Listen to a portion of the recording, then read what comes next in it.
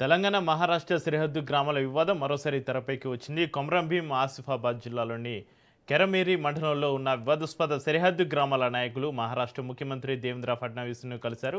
గత కొన్ని రోజులుగా ఓటరు సవరణ ప్రక్రియకు ఈ గ్రామాల ప్రజలు సహకరించడం లేదని సమాచారం అందుతుంది. తమ భూములకు పట్టాలు ఏ రాష్ట్రం ఇస్తుందో అక్కడే కొనసాగుతామని గ్రామస్తులు స్పష్టం చేస్తున్నారు. తెలంగాణ ప్రభుత్వం నుంచి భూమి పట్టాలపైన స్పష్టమైన హామీ రాలేదని వారు ఆరోపిస్తున్నారు. మరోవైపు మహారాష్ట్ర సీఎం ఫడ్నవీస్ తమ భూములకు పట్టాలు ఇస్తామని హామీ ఇచ్చారని గ్రామస్తులు స్పష్టం చేశారు. దీంతో ఈ గ్రామాలు మహారాష్ట్రలోనే కొనసాగుతాయని తేల్చి చెప్పినట్లుగా సమాచారం అందుతుంది. ఈ పరిణామాలు రెండు రాష్ట్రాల సరిహద్దు రాజకీయాల్లో కొత్త చర్చకు దారితీస్తున్నాయి.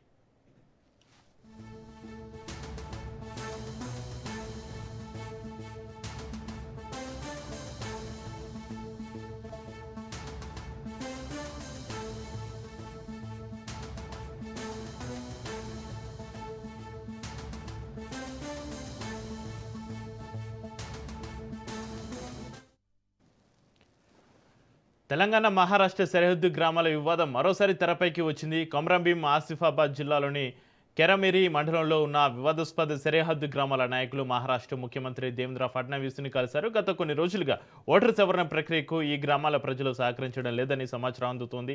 తమ భూములకు పట్టాలు ఏ రాష్ట్రం ఇస్తుందో అక్కడే కొనసాగుతామని గ్రామస్తులు స్పష్టం చేస్తున్నారు. తెలంగాణ ప్రభుత్వం నుంచి భూమి పట్టాలపైన స్పష్టమైన హామీ రాలేదని వారు ఆరోపిస్తున్నారు. మరోవైపు మహారాష్ట్ర సీఎం ఫడ్నవీస్ తమ భూములకు పట్టాలు ఇస్తామని హామీ ఇచ్చారని గ్రామస్తులు స్పష్టం చేశారు. దీంతో ఈ గ్రామాలు మహారాష్ట్రలోనే కొనసాగుతాయని తేల్చి చెప్పినట్లుగా సమాచారం. ఈ పరిణామాలు రెండు రాష్ట్రాల సరిహద్దు రాజకీయాల్లో కొత్త చర్చకు దారితీస్తున్నాయి. ఇక ఇదే అంశానికి సంబంధించి మరింత సమాచారాన్ని మా ప్రతినిధి అరుణ్ కుమార్ ఫోన్ లైన్లో అందిస్తారు. అరుణ్ కుమార్, తెలంగాణ మహారాష్ట్ర సరిహద్దు గ్రామాల వివాదానికి సంబంధించి మీ దగ్గర ఉన్న అప్డేట్స్ ఏంటి? అరుణ్.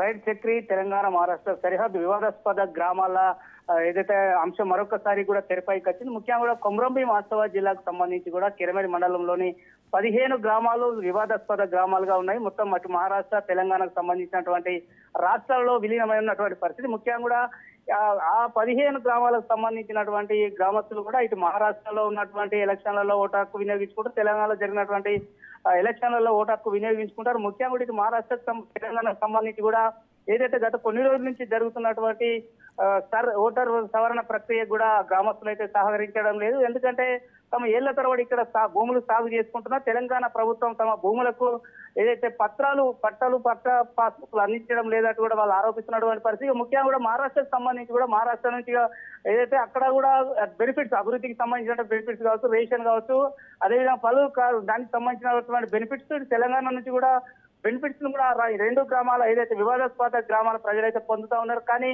మొత్తం కూడా ఇప్పుడైతే మొత్తం మహారాష్ట్రలోనే విలీనం అయితే కూడా అక్కడనే మేము కొనసాగుతామని కూడా వాళ్ళు తేల్చి చెప్తున్నారు. ఎందుకంటే మహారాష్ట్ర ముఖ్యమంత్రి ఫడ్నవీస్ ను కూడా కలవడం జరిగింది. ఏదైతే ఆ గ్రామాలకు సంబంధించినటువంటి రాజూర్ ఎమ్మెల్యే దేవరావు బగ్లే కూడా ఆయన ఆధ్వర్యంలో వీళ్ళందరూ కూడా మహారాష్ట్ర ముఖ్యమంత్రి ఫడ్నవీస్ ను కలిసి కూడా తమ సమస్యను అయితే విన్నవించారు. అక్కడ ప్రభుత్వం కూడా సానుకూలంగా స్పందించినట్టు కూడా సమాచారం వస్తా ఉంది. ఏదైతే భూములకు సంబంధించి కూడా సర్వేలు నిర్వహించి కూడా పట్టాలు అందజేస్తున్నా ముఖ్యమంత్రి హామీ ఇచ్చినట్టు తెలుస్తాను. ముఖ్యంగా కూడా తెలంగాణలో కూడా ముఖ్యంగా ఇక్కడ ప్రధానమైనటువంటి వివాదం ఏంటంటే ముఖ్యంగా తెలంగాణలో మొత్తము అక్కడ ఉన్నటువంటి వాళ్ళు ఎస్సీ బీసీలతో పాటు మైనార్టీలు కూడా ఉంటారు. అదేవిధంగా కూడా ఆదివాసీలు ఎక్కువ ఉంటారు. అంటే ఆదివాసీలకు తెలంగాణలో కూడా 107 ట్యాక్స్ కింద కూడా ఓడు భూములు సాగు చేసుకుంటే రాష్ట్ర ప్రభుత్వం, గత ప్రభుత్వం కావచ్చు, ఈ ప్రభుత్వం కావచ్చు, ఏదైతే హక్కుపత్రాలు అందించింది. కానీ ఎస్టీలకు కావచ్చు, అదేవిధంగా ఇతర కమ్యూనిటీలో ఎవరైతున్నారో వాళ్లకు భూములు సాగు చేసుకుంటున్నా కూడా ప్రభుత్వం ఇప్పటివరకు హక్కుపత్రాలు అందించాలి. అంటే వాళ్ళు ఎలిజిబుల్ కాదని కూడా అందించడం లేదంటూ కూడా ఒక పక్క ప్రభుత్వం చెప్తుంది. కానీ మహారాష్ట్ర ప్రభుత్వం మాత్రం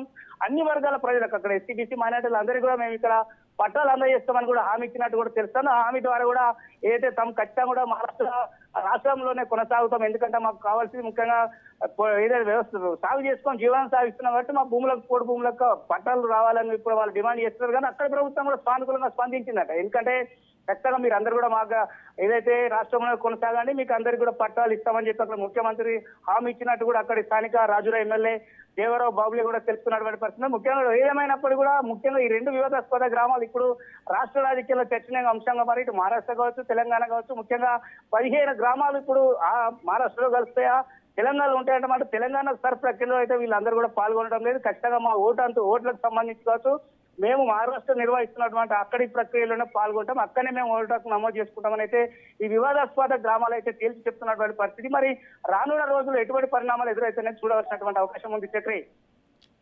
right, thank you Arun Kumar.